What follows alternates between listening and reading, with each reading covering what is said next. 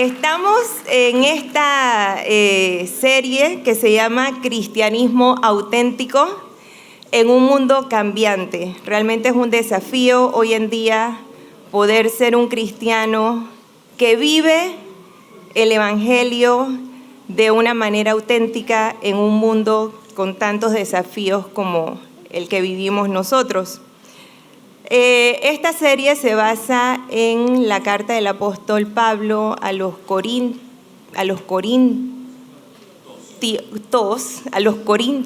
que vivían en Corinto. Ajá, lo dije bien. Y estamos ahorita mismo en el tercer episodio de esta serie.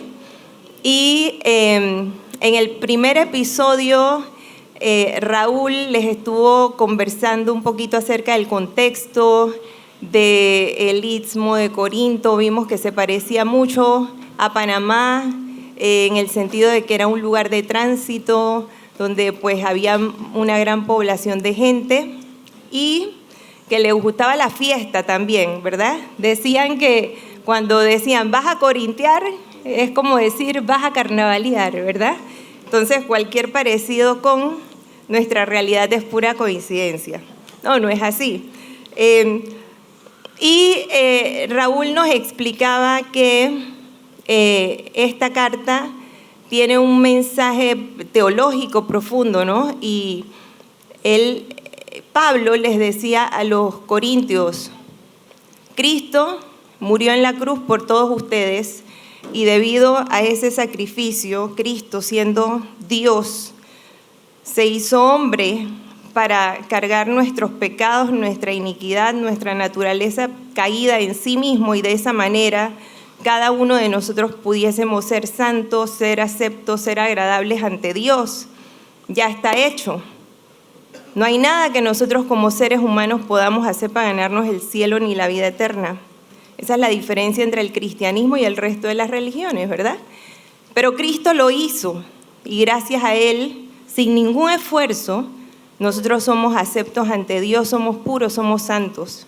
No importa lo que hayamos hecho, no importa lo que hagamos hoy en la tarde o mañana, ya Cristo pagó el precio por eso. Si usted siente culpabilidad, si usted dice, Dios mío, yo soy miserable, soy un charlatán, pues quiero que sepa que para Dios no lo es, porque Cristo pagó el precio. No importa los errores que nosotros cometamos. ¡Qué belleza! ¿Verdad? ¡Qué maravilla! Pero debido a que ya somos así, que ya somos santos, que ya somos puros, por ese sacrificio de Jesús, entonces nos toca vivir de acuerdo a esa naturaleza. Y luego en la segunda temporada, en el segundo episodio, Daniel, el domingo pasado, nos explicaba que el Evangelio tiene poder. Y él nos preguntaba, ¿se acuerdan? ¿Cuál es el poder del Evangelio? Y nos explicaba que el poder del Evangelio no consiste como en estas grandes manifestaciones poderosas, en hablar lenguas angelicales o hacer proezas o dar estos grandes discursos, que el poder del Evangelio consiste en que a través de la acción poderosa y maravillosa del Espíritu Santo en nuestras vidas, ahora nosotros, gracias al sacrificio de Jesús y al poder del Espíritu Santo en nuestras vidas, tenemos la capacidad de vivir de acuerdo al carácter de Cristo en nosotros. Tenemos la capacidad de vivir como personas santas, como personas puras, ¿no? Y ellos nos hablaban que no se trata de fuerza de voluntad, ahora me voy a portar bien, ahora voy a ser una buena persona, porque en nuestra capacidad humana podemos intentarlo. Yo me metí en una dieta y lo hice por 21 días y quiero que sepan que después de 21 días de hacer una cosa no se convierten en un hábito. Pero bueno, seguimos en la lucha. Pero ¿saben algo? Esta transformación espiritual no se trata de fuerza de voluntad, se trata del poder del Espíritu Santo. del poder sobrenatural del Espíritu Santo actuando en su vida y en la mía y haciéndonos capaces de vivir de acuerdo a la voluntad de Dios. Así es, y eso aprendimos en el segundo episodio. Y hoy es el tercer episodio de Cristianismo Auténtico y vamos a ver el fundamento del Evangelio, que es la sabiduría de Dios. Pero antes de entrar, porque recuerden que Raúl nos decía, la meta de los que nos paremos aquí a compartir con ustedes es mostrarles, es como la teología en patines, ¿no? La teología en zapatillas. O sea, mostrarles este concepto teórico, teológico, que fundamenta nuestra fe de una manera práctica, que usted se lo pueda llevar, ¿no? Y lo pueda poner en práctica lunes, martes, miércoles, jueves, en su casa, en su trabajo, en su vida diaria, ¿no?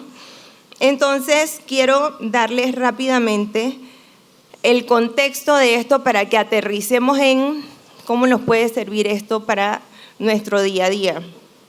Y resulta que en el capítulo 3, que es el que vamos a estar viendo hoy, nos muestra que uno de los grandes problemas que estaba atravesando la iglesia de Corinto es el tema de los celos. Yo me ponía a pensar, ¿cuándo fue la primera vez que tuve mi primer arrebato de celos? Y yo no me considero una persona celosa, sinceramente, más bien distraída, pero pensé y me remonté a 1979, cuando tenía como 5 años, una cosa así. Yo dije, wow, desde tan chiquita había tanto pecado en mí, wow. Y les voy a contar rapidito. Yo tenía como 5 años, mi papá todavía vivía conmigo y yo vivía en un edificio de 3 pisos, allá en Justo Arosemena, al lado de la Inmaculada. Si usted sabe dónde estaba la Inmaculada en ese tiempo, créanme que ya pasó al dark side. Y bueno, no vamos a hablar más de eso. Yo vivía ahí en un edificio de 3 pisos y al lado del edificio había una casa y entonces ahí vivían mis amiguitos, mis vecinos con los que jugaba. Y mi vecino se llamaba Raúl, ya estaba escrito. No es este Raúl, pero ya Dios me está dando señales. Ahí está, yo jugaba con Raúl y Vicky y entonces estaba jugando con ellos y en la tarde, ya era de tarde, y entonces, mira, hay un versículo en la Biblia que dice que fuerte como la muerte son los celos, y es verdad, mire, yo tengo todos los años y me acuerdo de eso, ¿no? Yo digo, wow. Pero bueno, estaba ahí jugando con Raúl y Vicky y llega mi papá, ¿no? Y llega con estas 2 muñecas de yeso. Era como un adorno que atrás tenía como un hilito y se colgaba en la pared, que eran unas bailarinas, ¿no? Y estaba esta bailarina que yo veía hermosa, azul con rojo, y había una anaranjada horrible. Y entonces llega mi papá y me ve que estoy ahí. Yo creo que las 2 bailarinas eran para mí, pero bueno, nunca lo sabré. Y bueno, la cosa es que llega mi papá con las 2 bailarinas y apenas yo lo veo, yo digo, papi, yo quiero la roja con azul. Y mi papá, haciendo caso omiso a lo que yo le estoy diciendo, le da la roja con azul a Raúl y a mí me da la anaranjada fea. Y yo me he puesto tan histérica, tan celosa, tan enojada, porque mi papá le había dado mi bailarina roja con azul a él en vez de dármela a mí. Después me quedé pensando, bueno, tal vez porque era hombre, le estaba dando bailarina, por lo menos que tuviera algo de azul, no sé. Pero se la da a él y no me la da a mí. Y me dio un enojo, ¿no? Me dio como celos, como una ira horrible. Y estando pensando en eso, me acordé también en el 78, me puse a pensar cuándo fue que me sentí como egoísta. Y me acuerdo que tuve unas fotos, de esas fotos, eran a colores, era foto de esas Kodak, ¿no? Que eran así como cortaditas a los lados. Bueno, tengo dos y de esas fotos de mi cumpleaños. Cumplí allí como 5 años, cumplí los 5 años. Y entonces tengo esta foto donde salgo pegándole a la piñata súper feliz, sonrisa, oreja a oreja, feliz allí, ¿no? Me tomaron, se abre el telón, sale esa escena así. Y renglón seguido hay otra foto donde la piñata está atrás, hay otro niño pegándole y yo voy así. Como súper frustrada, enojada, con la lágrima aquí, ¿no? Y yo dije, wow, el egoísmo del ser humano, ¿verdad? Yo quería mi piñata solo para mí, para más nadie. Y bueno, esa es nuestra naturaleza pecaminosa. Somos caídos, ¿no? Desde que Adán y Eva pecaron, tenemos esta naturaleza con la que continuamente luchamos y luchamos y luchamos, y a veces es como agotante, ¿no? Porque nuestro corazón quiere agradar a Dios, y esta naturaleza a veces como que nos gana la batalla. Pero ¿sabe algo? El diseño original no fue así. No fue así, y ese es el poder del Evangelio. Cristo vino para restaurar ese diseño original, para restaurar en nosotros esa naturaleza con la que Dios originalmente creó al ser humano. Y esa obra ya está hecha. Ahora solo nos toca vivir de acuerdo a esa obra maravillosa que ya fue hecha en nuestras vidas. Y en el capítulo 3 de 1 Corintios se ve el tema del egoísmo, de los celos, de las peleas. Era una iglesia que estaba en continuo pleito por una cosa y por otra, y se jactaban y se creían mejores los unos que los otros. Y en esta ocasión vamos a ver que unos les gustaba más cómo predicaba uno y a otros les gustaba más cómo predicaba otro. Y sabe, algunos siempre va a tener alguien con quien tiene afinidad, algo que prefiere por encima de otra cosa. Pero llegar a ponernos a pelear por eso, ¿no? Está como pasado, ¿verdad?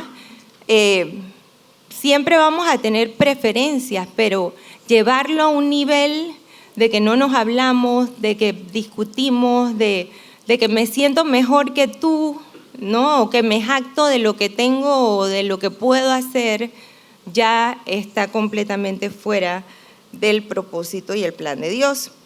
Entonces Pablo llama a la reflexión a esta iglesia en estos pasajes que vamos a estar leyendo. Vamos a leer juntos 1 Corintios 3, desde el 1 hasta el 23. Vamos a saltar algunos versículos para ir más rápido, pero quiero invitarles que lo lean conmigo. Dice, yo, hermanos, no puedo dirigirme a ustedes como espirituales, sino como a inmaduros, apenas niños en Cristo. Les di leche porque no podían asimilar alimento sólido, ni pueden todavía, pues aún son inmaduros. Vamos a prestarle mucha atención a las frases o palabras que están en la letra amarilla, ¿no? Dice, mientras haya entre ustedes celos y contiendas, ¿no serán inmaduros? ¿Acaso no se están comportando según criterios meramente humanos? Cuando uno afirma yo sigo a Pablo y otro yo sigo a Apolos, ¿no es porque están actuando con criterios humanos? Dice, después de todo, ¿quién es Apolos? ¿Quién es Pablo? Nosotros solo somos siervos de Dios mediante los cuales ustedes creyeron la buena noticia. Cada uno de nosotros hizo el trabajo que el Señor nos encargó. Yo planté la semilla en sus corazones y Apolo la regó, pero fue Dios quien la hizo crecer. No importa quién planta o quién riega, lo importante es que Dios hace crecer la semilla. ¿Quién hace crecer la semilla en nuestro corazón? Es Dios. Mire, esta iglesia es una iglesia muy linda. Claro, es mi iglesia, No es como la familia de uno, no dice que la familia de uno es la mejor que la de uno, ¿no? Entonces, bueno, esta iglesia es una belleza porque es nuestra iglesia. Nosotros somos bellos, no somos una iglesia bella. Entonces, pero ¿sabe algo? Alguien siembra en nosotros la semilla. Y nosotros en esta iglesia, una vez hicimos una encuesta y como el 80% hace algo. Ya sea desde poner las sillas, la mesa, el pan, los niños, predicar, dirigir un grupo pequeño. Todo el mundo hace algo aquí. La verdad es que no hay muchas restricciones. Usted no tiene que seguir 8 pasos ni un curso especial para poder hacer algo en esta iglesia. Entonces, la mayoría de la gente hace algo. Y alguien hace algo por uno y uno hace algo por alguien. Pero no nos podemos jactar ni de lo que alguien ha hecho por uno ni de lo que uno hace, porque al final todo es porque Dios nos los ha regalado. Nos ha dado la fuerza, la sabiduría, la inteligencia, el regalo pues de que alguien se interese por nosotros. Todo es hecho por Dios, por la obra maravillosa del Espíritu Santo. Entonces no nos debemos jactar de nada. Y eso es lo que decía aquí. Dice, después de todo, ¿quién es Apolos, quién es Pablo? Nosotros solo somos siervos de Dios mediante los cuales ustedes creyeron la buena noticia. Cada uno de nosotros hizo el trabajo que el Señor nos encargó. Yo planté la semilla en sus corazones y Apolo la regó, pero fue Dios quien la hizo crecer. No importa quién planta o quién riega, lo importante es que Dios hace crecer la semilla.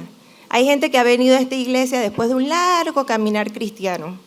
No sé cuántas personas han sembrado en la vida de esa persona y de repente llega aquí la persona y es espectacular y sirve a Dios y nos ayuda un montón, ¿no? Pero no es producto del trabajo, digamos, de Raúl o mío. Alguien sembró en ese ser humano la palabra y nosotros, por la misericordia de Dios, en esta iglesia estamos cosechando ese servicio. Igual, uno siembra aquí y después de los años esa persona trabaja allá y otro cosecha. Pero es Dios el que hace la obra. Ninguno de nosotros hacemos nada si no es por la misericordia de Dios, ¿verdad? Entonces, dice, el que planta y el que riega trabajan en conjunto con el mismo propósito y cada uno será recompensado por su propio arduo trabajo. Pues ambos somos trabajadores de Dios y ustedes son el campo de cultivo de Dios, son el edificio de Dios. Cada uno de nosotros y todos juntos, ¿verdad? Porque individual usted es el templo del Espíritu Santo, pero todos juntos también somos el cuerpo de Cristo, todos juntos somos el edificio de Dios. ¿Quién es el dueño del edificio? Dios. Y nosotros ayudamos a construir el edificio y somos parte de ese edificio que se construye, ¿verdad? Pero el dueño del edificio es Dios. No hay edificio sin fundamento y no hay fundamento sin Cristo. Amén. No hay edificio sin fundamento. Usted quiere ser un edificio bonito, grande, fuerte, tiene que tener un fundamento y ese fundamento se llama, así es. Entonces dice, por la gracia que Dios me dio, yo eché los cimientos como un experto en construcción. Ahora otros edifican encima, pero cualquiera que edifique sobre este fundamento tiene que tener mucho cuidado. Pues nadie puede poner un fundamento distinto que el que ya tenemos, que es Jesucristo. ¿No se dan cuenta de que todos ustedes juntos son el templo de Dios y que el Espíritu de Dios vive en ustedes? Dios destruirá a cualquiera que destruya este templo. ¿Se acuerdan que juntos somos el templo? ¿Y cuál era el problema que estaba abordando Pablo con esta iglesia? Las divisiones, las jactancias, las peleas, los pleitos. Yo me creo mejor que tú, mi pastor es mejor que el tuyo y no sé qué, nosotros lo hacemos mejor y tú lo haces feo y yo soy lo máximo y tú no. Imagínense, ¿no? ¿Cuántos años tenemos? 5, pareciera, pero no, eran adultos. Así es la naturaleza esta caída que tenemos.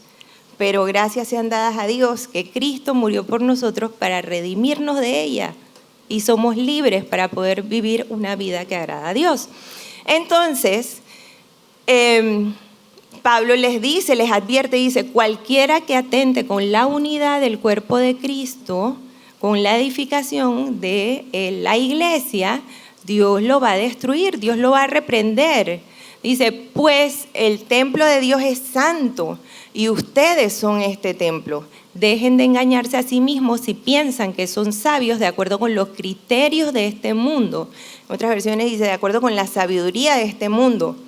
Necesitan volverse necios para ser verdaderamente sabios. ¿Se acuerdan? Cuando empezamos esta serie, Raúl decía que esta iglesia se había convertido en un reflejo de la sociedad en donde vivían, en un espejo de esa sociedad. Y la iglesia está llamada a ser el reflejo de Cristo, del carácter de Cristo, no del carácter de la sociedad en la que vivimos. La iglesia está llamada a ser un faro de luz, una esperanza ante una sociedad que está perdida y que busca un consuelo, que busca refrescarse de tanta maldad. Entonces dice, deben volverse necios para ser verdaderamente sabios, pues la sabiduría de este mundo es necedad para Dios. Como dicen las Escrituras, Él atrapa a los sabios en la trampa de su propia astucia. Y también el Señor conoce los pensamientos de los sabios y sabe que no valen nada. Así que no se jacten de seguir a un líder humano en particular, pues a ustedes les pertenece todo. Todo es de ustedes, todo.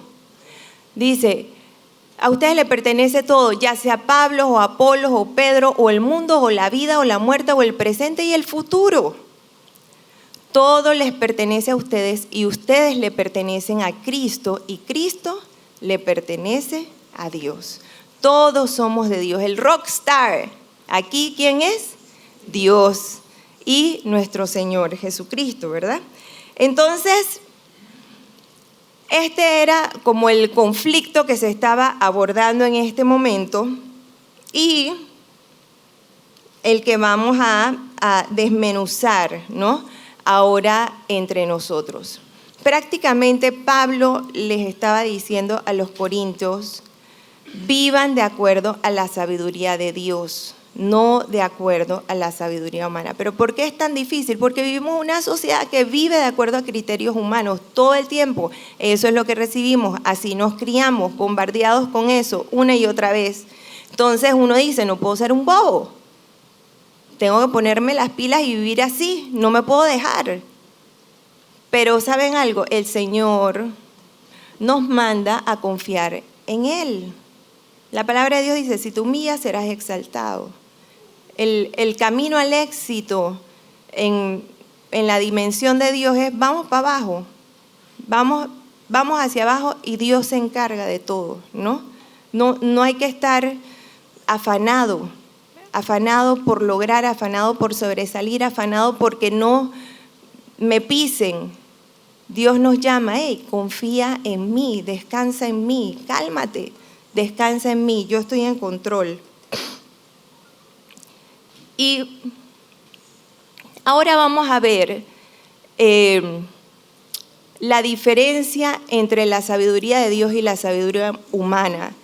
Y quiero ilustrarlo un poquito más, ayudarme un poquito con este pasaje que está en Santiago capítulo 3, donde habla un poquito más claro de las características de la sabiduría de Dios, ¿no? Versus la sabiduría humana. Dice, pues si tienen envidias amargas y ambiciones egoístas en el corazón, no encubran la verdad con jactancias y mentiras. Eso es lo que pasaba allá en Corinto, ¿no? Dice, pues la envidia y el egoísmo no forman parte de la sabiduría que proviene de Dios. Si la envidia y el egoísmo no forman parte de la sabiduría que proviene de Dios, entonces, ¿qué formaría parte de la sabiduría de Dios? ¿Qué sería el antónimo al egoísmo o a la envidia? La confianza, el amor. Entonces dice, dichas cosas son terrenales y puramente humanas y demoníacas. Pues donde hay envidias y ambiciones egoístas, también habrá desorden y toda clase de maldad. Dice, sin embargo, la sabiduría que proviene del cielo es ante todo pura y también ama la paz, siempre es amable y dispuesta a ceder ante los demás. Está llena de compasión y del fruto de buenas acciones. No muestra favoritismo y siempre es sincera. Y los que procuran la paz sembrarán semillas de paz y recogerán una cosecha de justicia. Qué hermoso y explícito es este pasaje que nos enseña cómo es la sabiduría de Dios, cómo debemos vivir. Entonces, miren, les preparé un cuadrito, me tomó un poquito de tiempo, pero yo quisiera que, pensando en, porque esto es algo como una teología tan teórica a veces que como que cuesta, ¿no?, ponerla en práctica. Entonces les hice este cuadrito donde de un lado están como las características de la sabiduría de Dios y de otro lado están las características de la sabiduría terrenal, y casi todos los versículos están basados en Corintios y en el pasaje que acabamos de leer de Santiago. Usted lo puede tomar foto y llevárselo y como estudiarlo, ¿no?, porque es una manera de práctica de poder entender esta teología que es un poco pues profunda, complicada, ¿no? Y miren, yo lo veo así. Ustedes ¿se acuerdan que Raúl nos decía que nosotros somos águilas? ¿Cuántos se acuerdan de eso? Nosotros somos águilas, ¿no? Y un águila, cuando está ahí en el huevo, sale del huevo y no sabe volar, no sabe comportarse como águila. Tiene que aprender a ser águila, ¿verdad? Pero tiene todo el ADN y todo lo que un águila en potencia puede llegar a ser. O sea, él ya lo tiene allí, ¿verdad?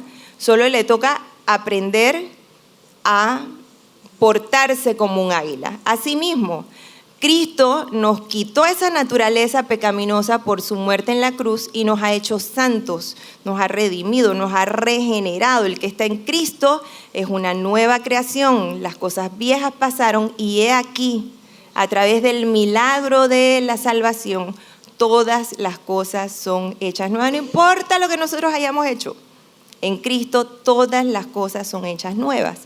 Y yo me ponía a pensar en esa legendaria película Tarzán de Edgar Rice, que es un clásico, ¿verdad? El primer Tarzán se hizo en 1912, imagínense, y de ahí versiones hasta hoy en día, ¿verdad? Es un clásico que no muere. Pero Tarzán es la historia de este niño aristócrata que iba en un avión, era un bebé, iba en un avión con sus padres y el avión sufre un accidente, los padres mueren y el niño queda en la selva y es criado por monos. ¿Ya? ¿Se acuerdan todos, verdad? Tarzán. De todos los tiempos. Traté de buscar algo que abarcara desde el 1900 hasta el 2023. Entonces, Tarzán, ¿no?, él es criado por monos y empieza a comportarse como un mono, ¿no?, a caminar como mono en cuatro patas, a hablar como mono, a hacer todo lo que hace un mono. Se comportaba de una manera salvaje. ¿Pero era un mono? No era un mono, era un hombre. Y luego Tarzán es rescatado y empieza a aprender a vivir de una manera civilizada, como viven un ser humano, ¿verdad? Le enseñan a comer, alguien con amor le enseña a comer, le enseña a hablar, le enseña a comportarse, ¿no? Y algo así yo siento que nos pasa a nosotros, los seres humanos. Dios nos diseñó para ser santos, para ser para Él, para estar en comunión con Él, que es santo, que es justo, que es puro, que es amor. Y producto del pecado nos degeneramos. Sin embargo, vino Cristo y restauró esa naturaleza en nosotros. Y ahora debemos aprender algunas cosas. Debemos aprender a vivir como le agrada a Dios y dejar la naturaleza, ¿no? Entonces, ¿cómo es la sabiduría de Dios? Dice, la sabiduría de Dios es espiritual y la humana es terrenal. La sabiduría de Dios viene de Dios y es revelada por el Espíritu Santo. Es el poder del Espíritu Santo que nos va a capacitar para vivir de acuerdo a la naturaleza de Dios. Dice, la sabiduría humana es basada en el razonamiento humano. No te dejes. Si te pegan, pega. Vamos. ¿Ah?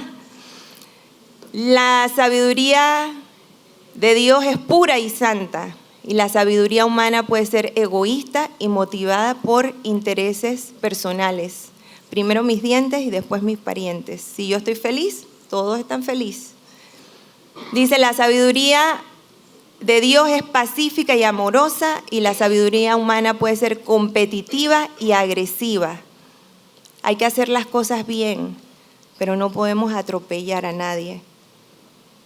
No podemos atropellar a la creación de Dios, a los hijos de Dios. Dice, la sabiduría divina es paciente y amable, y la sabiduría humana puede ser impaciente e insensible. La sabiduría de Dios produce buenos frutos y es justa. La sabiduría humana puede ser injusta y producir malos frutos. La sabiduría de Dios es humilde y busca la gloria de Dios. La sabiduría humana es orgullosa y busca la gloria propia. El centro de la filosofía humanista es que el hombre es Dios, nosotros somos Dios. Todo lo puedo resolver en mí mismo. Como ser humano, yo tengo la respuesta a todos mis problemas. Las soluciones están dentro de mí. Esa es la filosofía humanista. Busca en ti mismo, busca dentro de ti. La sabiduría divina no nos dice eso. La respuesta está en Dios. Alzaré mis ojos a los montes. ¿De dónde vendrá mi socorro? Mi socorro viene del Señor, que hizo los cielos y la tierra. La sabiduría de Dios es eterna y duradera. Séquese la hierba y marchítese la flor. La palabra de Dios permanece para siempre. Y la sabiduría humana es temporal y pasajera. Filosofías van y vienen, pero la sabiduría de Dios permanece a través de las eras. Aquí ahora, para ahondar o ampliar un poquito más, también este cuadrito le pueden tomar foto también, está basado en Gálatas 5, 22 y 23, que son los 9 frutos del Espíritu Santo, porque hablamos de que es el Espíritu Santo el que nos da el poder para vivir de la manera que agrada a Dios. Gálatas 5, 16 dice, dejen que el Espíritu los guíe. Dani decía el domingo pasado, tenemos que vivir en dependencia completa del Espíritu Santo, pidiéndole al Espíritu Santo que nos dé el poder.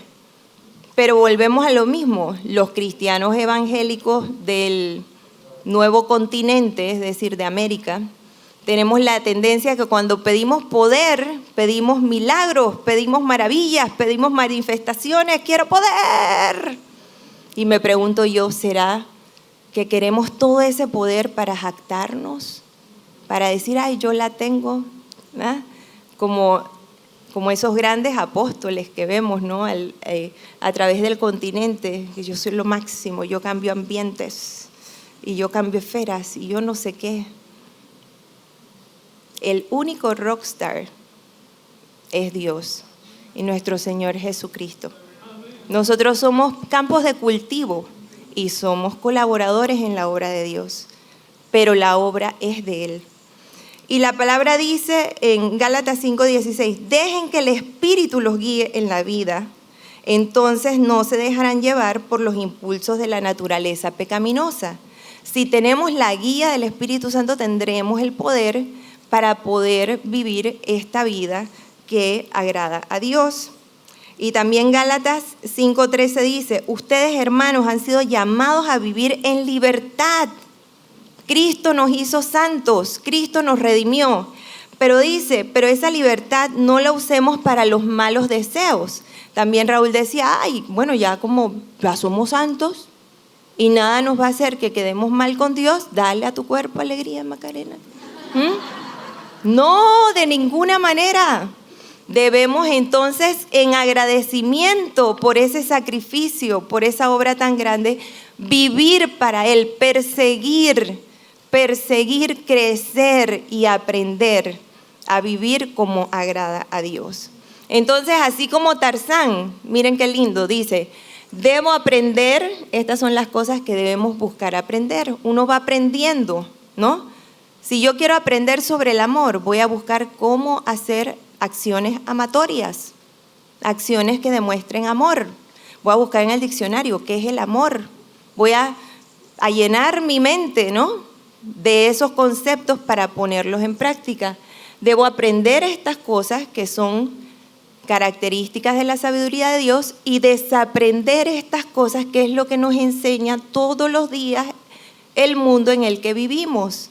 Aprender y desaprender, ¿ya? Raúl les ha contado algunas veces que nosotros conocemos una iglesia que tenía una administradora y era una señora tan difícil que el pobre mensajero, cada vez que iba a la casa de ella a que le firmara los cheques, se hacía la señal de la cruz y decía: Dios mío, cúbreme, guárdame y ayúdame. Y en estos días hubo un curso de servicio al cliente en el lugar donde yo trabajo y me llamó la atención. Yo ni fui, pero me sentía mal y no pude ir, pero le pregunté a las personas que fueron qué tal, ¿no? Y me llamó la atención de todo lo que me contaron, que una persona me decía que el Señor les decía a ellos: usted debe ponerse en el lugar del cliente, debe ponerse en el lugar de la otra persona.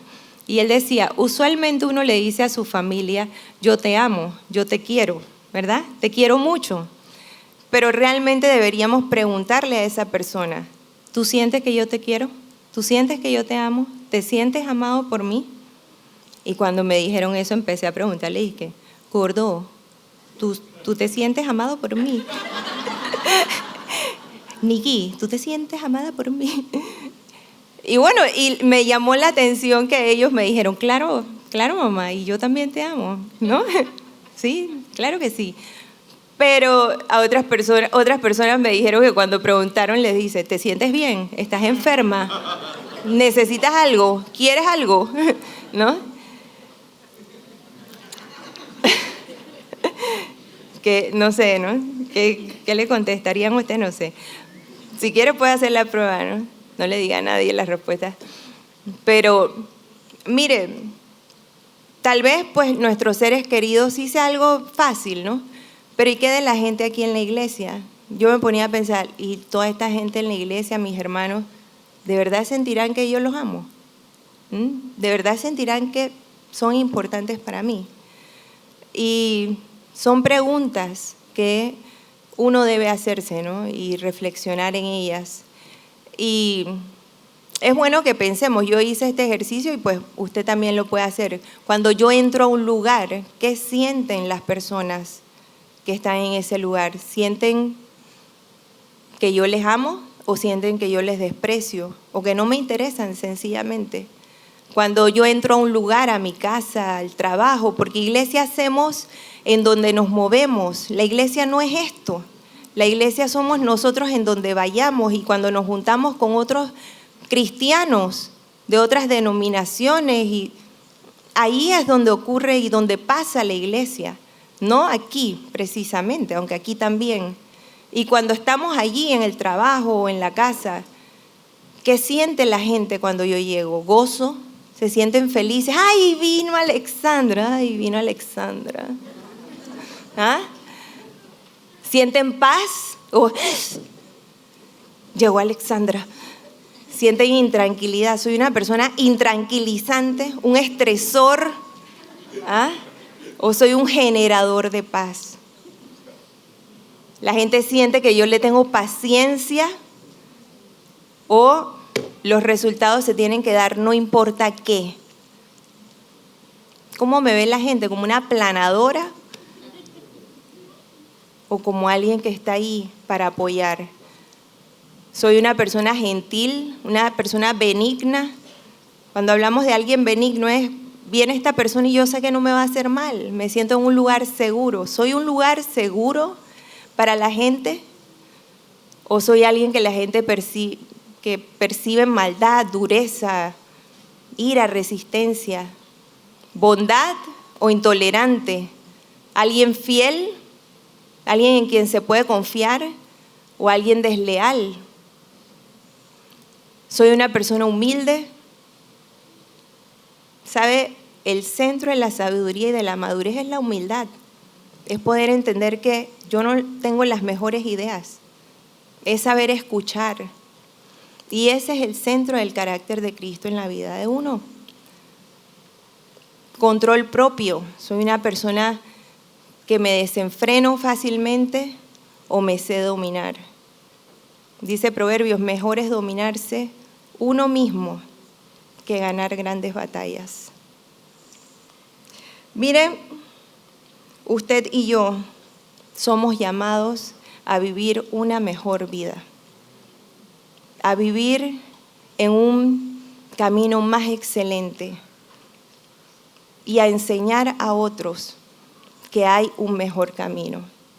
Créame, lo que es suyo, nadie se lo va a quitar. El Señor ya tiene un plan para usted. La palabra de Dios dice que los pensamientos de Dios son más altos que nuestros pensamientos y sus caminos más altos que nuestros caminos. Que Él tiene planes de bien y no de mal, para darnos un fin, para darnos una esperanza. Pero debemos confiar en Dios. No podemos andar por la vida siendo impulsados por nuestras pasiones, por nuestros deseos de éxito. Debemos caminar con el objetivo de dejar la huella que Dios quiere que dejemos en este mundo, en esta corta vida que vamos a tener aquí, porque somos peregrinos en esta vida, en hacer la voluntad de Dios. El fin de Dios no es que usted tenga el mayor de los éxitos y todas las riquezas y no sufra. Es que usted cumpla un propósito, en que deje la huella de Él, de su amor en los corazones que usted pueda tocar mientras camine por este mundo. Entonces debemos enfocarnos en eso y no dejar que nos distraigamos con tantos criterios humanos que nos rodean una y otra vez. Quiero dejarles con este pensamiento de este gran hombre de Dios, Dietrich Bonhoeffer. Dice, este hombre vivió en el tiempo de los nazis, de la Alemania nazi, y fue un hombre que al final dio su vida por el Evangelio y se mantuvo firme y nos dio un gran legado. Y él decía esto, la verdadera transformación del hombre no consiste en la adopción de nuevas ideas o la realización de ciertos actos externos, sino en la renovación del corazón y la mente, en la apertura a la gracia de Dios y en la disposición para seguir su voluntad. La verdadera transformación implica la muerte al egoísmo y al pecado y el nacimiento a una nueva vida en Cristo, una vida de amor, de servicio y de humildad. Esta transformación no es fácil ni instantánea, sino que requiere un proceso de purificación y santificación en el que el hombre es guiado por el Espíritu Santo hacia una vida cada vez más plena y fructífera. ¿Cuántos quieren tener una vida plena y fructífera? ¿Cuántos quieren que la vida tenga sentido? ¿Cuántos quieren que haya valido la pena este pase por este mundo? Nuestro gran desafío entonces es que ahora que entendemos la teología de la muerte y resurrección de nuestro Señor Jesucristo, debemos esforzarnos por vivir de acuerdo con ese evangelio, entendiendo que no estamos solos, sino que contamos con la ayuda y el poder del Espíritu Santo para esa transformación. Vivir de acuerdo con el evangelio y no seguir las normas y criterios de este mundo. Eso debe perseguir toda persona que se llama un cristiano, toda persona que se llama un seguidor de Jesucristo. No destacar, no ser alguien reconocido, no dejar un legado. La sabiduría del mundo nos enseña, debes dejar un legado, debes ser recordado. En el tiempo de la antigua Grecia, todo el mundo quería ser recordado por ganar grandes batallas. Los romanos, los emperadores querían ser recordados. Los faraones hacían esas tumbas y se ponían de todo, formalina, quién sabe qué cosa, para ser recordados. ¿Sabe algo? Un cristiano no debe ser recordado, no debe perseguir ser recordado, que hay un edificio que diga mi nombre. Un cristiano no debe perseguir dejar un legado. Un cristiano debe perseguir, trabajar para que Cristo sea recordado, para que Cristo nazca en el corazón de la gente que nos rodea, para que a través de nuestro testimonio Cristo sea exaltado. Recuerden, dice, Dios los ha unido a ustedes con Cristo y gracias a esa unión ahora ustedes son sabios. Nosotros tenemos la sabiduría de Dios, no la sabiduría de este mundo. Somos sabios. Dios los ha aceptado como parte de su pueblo y ahora hemos recibido la vida eterna. Recuerden que este paso por esta tierra es solo un entrenamiento. No nos aferremos aquí. No nos aferremos porque nuestra ciudadanía no es de este mundo. Nuestra ciudadanía está con Dios. Aferrémonos a Él. ¿Quieres tener una vida fructífera? ¿Quieres realmente que este recorrido tenga sentido? Vive para Dios. Persigue hacer la voluntad de Dios. Quiero invitarle a todos que cierren sus ojos ahí donde están y vamos a orar.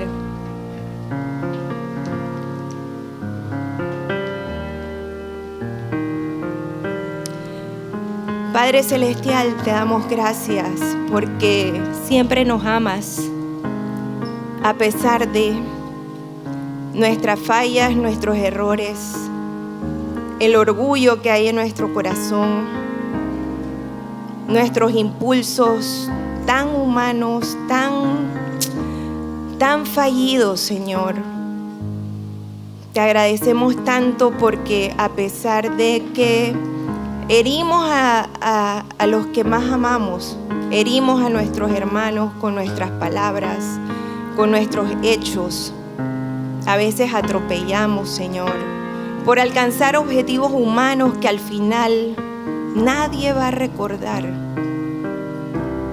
Le pasamos por alto a las cosas eternas, a lo que perdura. Te pido, Señor, que nos ayudes a entender que tú nos has llamado a vivir para ti, a demostrarle a este mundo que hay un mejor camino y una mejor manera de vivir. Ayúdanos, Señor. Recuerdo ese dicho de esa linda maestra Maya Angelou que decía que nadie se va a acordar de las cosas que hemos hecho. Nadie se va a acordar de las cosas que hemos dicho. Nadie lo va a recordar, pero sí van a recordarse de la manera en que los hicimos sentir. También me recuerdo ese dicho de la Madre Teresa que decía que la mayor pobreza de la humanidad es la falta de amor. Señor, reconocemos que vivimos en un mundo pobre, en un mundo lleno de egoísmo que no conoce tu amor, pero nosotros sí lo hemos conocido. Y ahora te pedimos, Dios mío, que toques nuestros corazones, hables a nuestro espíritu y que el poder, Señor, de nuestro espíritu, del Espíritu Santo nos ayude a perseguir y a vivir para ti, a vivir con amor, con gozo, con paz, con paciencia, con benignidad, con bondad, con mansedumbre, con fe, con templanza. A poder demostrarle al mundo que el secreto de la verdadera felicidad no está en el egoísmo, sino que está en amar, en poder darnos a los demás, así como tú, Jesús, dejaste todo lo tuyo y te diste por nosotros en amor. Ayúdanos a entender esta teología tan profunda y tan hermosa y a poder ponerla en práctica en nuestro diario vivir. En el nombre de Jesús. Amén.